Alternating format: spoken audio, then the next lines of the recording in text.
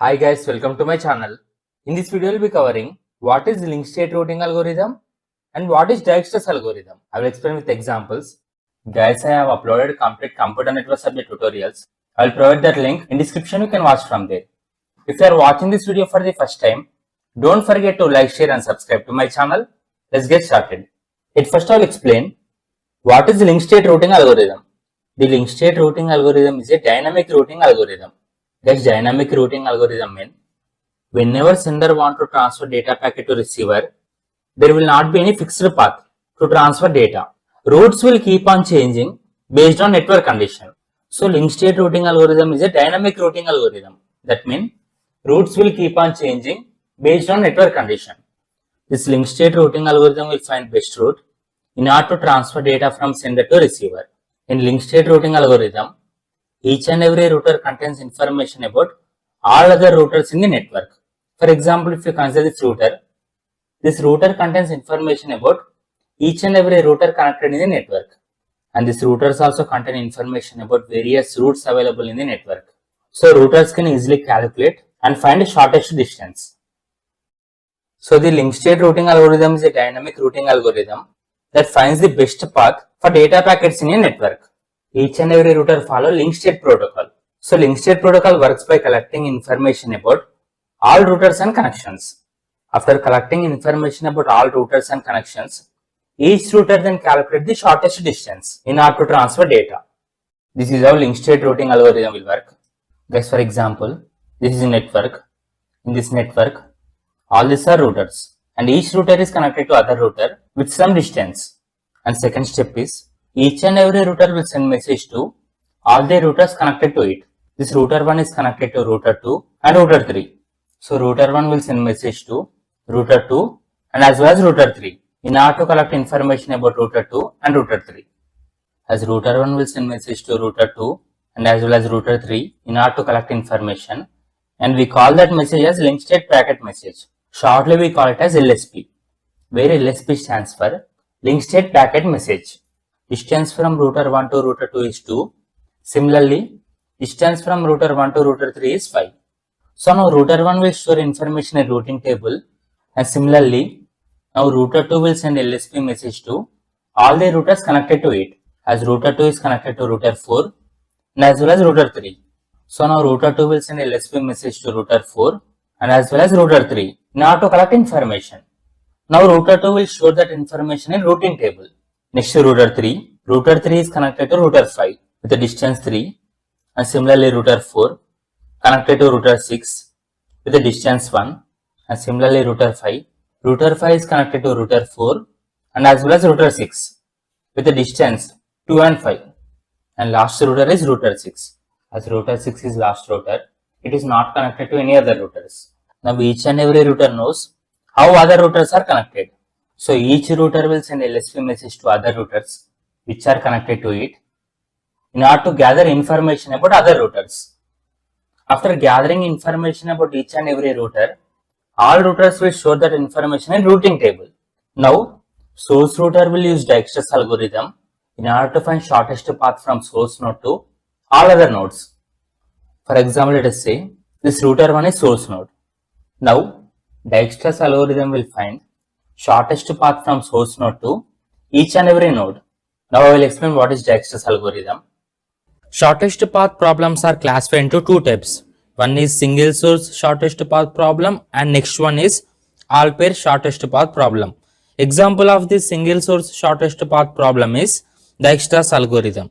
In single source shortest path problem, initially we need to select one single node as source node. From that source node, we need to find the shortest distance for all other nodes. I will give one example so that you can clearly understand Dijkstra algorithm. Single source shortest path problem. Single source means we need to select one source node, single node. So I am selecting this node 1 as source node. Now initially mark all other nodes as infinity. That means we did not visit all these nodes. So I am marking this node's value as infinity. Now from node 1 to node 2, distance is 2. So replace this infinity with 2. I visited this node 2.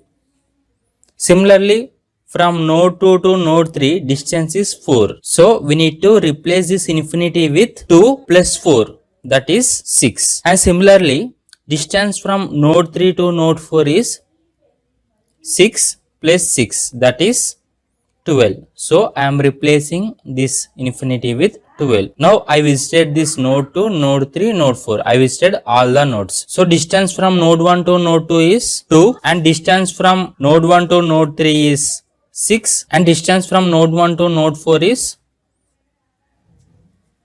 12.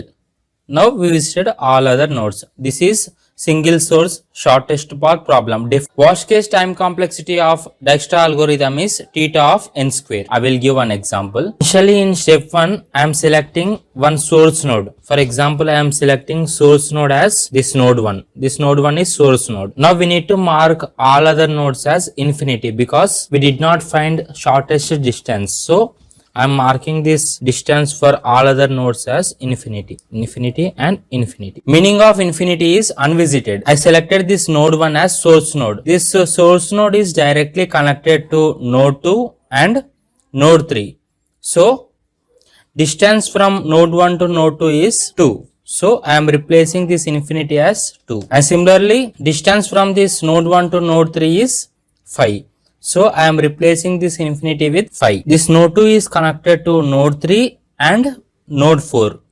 So distance from node 2 to node 4 is 2 plus 8, that is 10.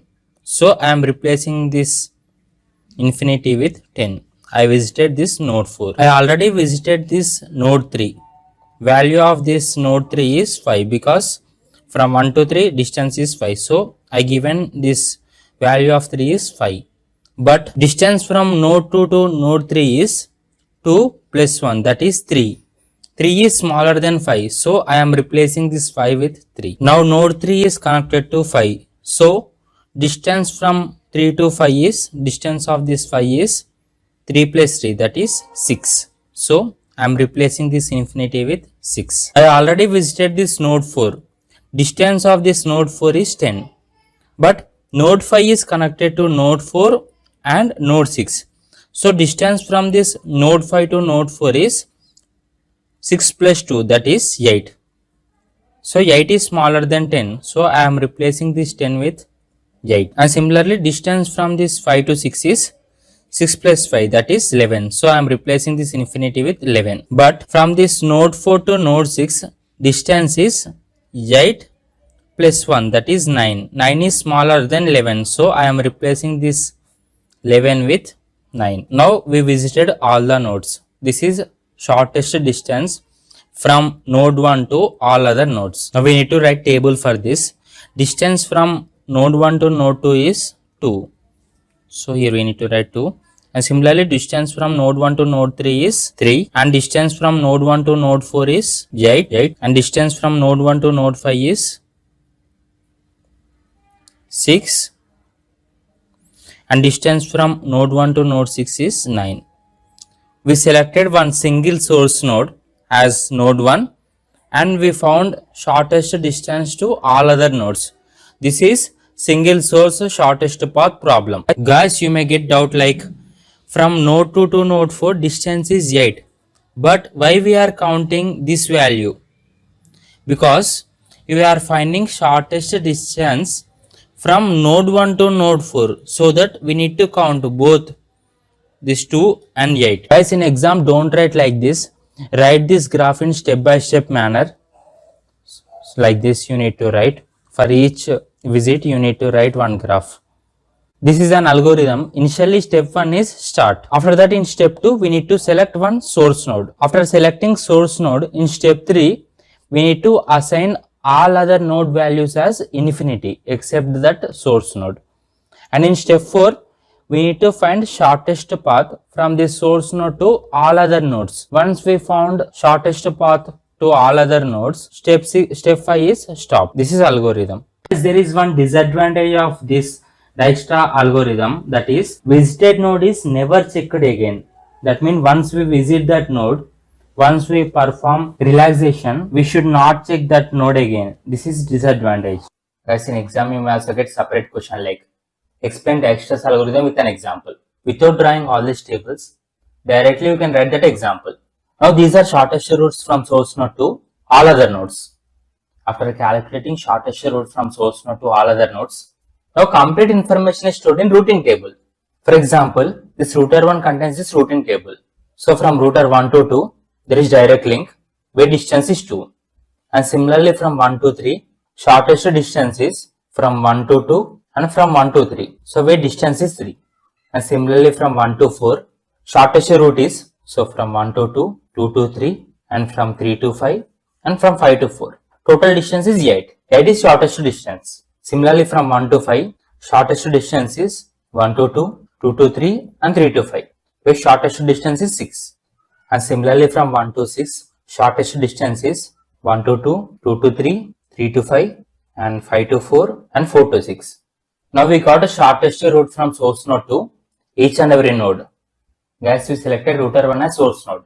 For example, if you consider source node as router 2, router 2 contains information about all other routers. Now routers can easily forward data to other routers by using the table. Guys, this is how link state routing algorithm will work. Each and every router will find neighbors which are connected to it, and also they measure cost. Cost is nothing but with how much distance that routers are connected. And whereas step 2 is each and every router will send message to all other routers which are connected to it, and we call that message as link state packet message.